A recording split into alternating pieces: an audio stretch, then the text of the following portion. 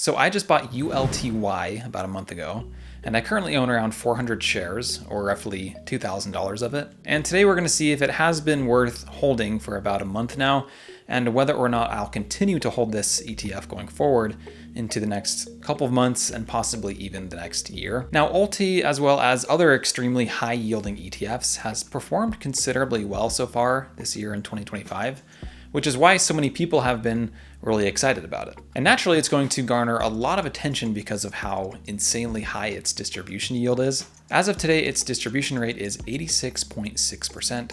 So really, anyone who's inexperienced could see this and think, cool, if I invest into this ETF, I could make 86.6% every year.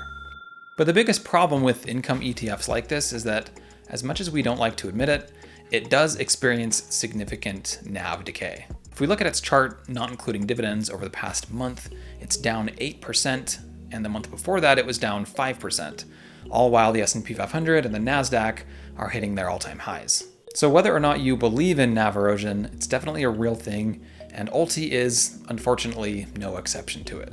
But the idea with these ETFs is that the distributions that we're getting every week or every month are so big that they not only offset the losses that we experience in the NAV, but also provide a positive return. Now, of course, nothing is guaranteed, but that's the idea and the goal with these high income ETFs. So I can definitely talk about ULTY all day long, but let's jump into the real numbers and see how my $2,000 position has performed so far. Jumping into it, you can see that I now have 405 shares. I initially bought 340 shares, and since then, of course, I have added more shares along the way. And since I first bought those shares, I've received 4 different dividend payments, all just about under $40 each week, totaling just under $150. So by holding just over $2,000 worth of ULTY, I'm getting paid $150 a month. But if we factor in the unrealized loss of $121.76, my total return only comes to $27.78. So this means that if I were to sell out of this position completely, I'd walk away with a profit of $27.78, which I know might not sound like a lot at all, but it is a 1.17% return in only a 1-month time frame, which also means that if nothing were at all to change, that's over a 12% annual return.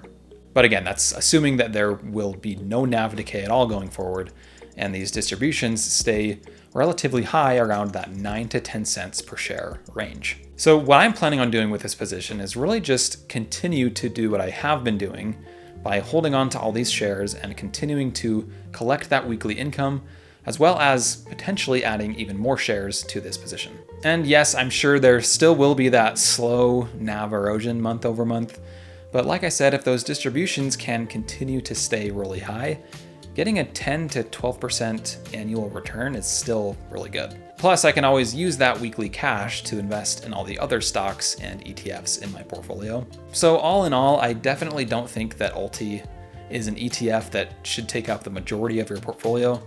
There's a reason why it's only 1% of my portfolio, but it definitely has been a nice little cash generator so far. Will I continue to add hundreds more shares to this position? Probably not.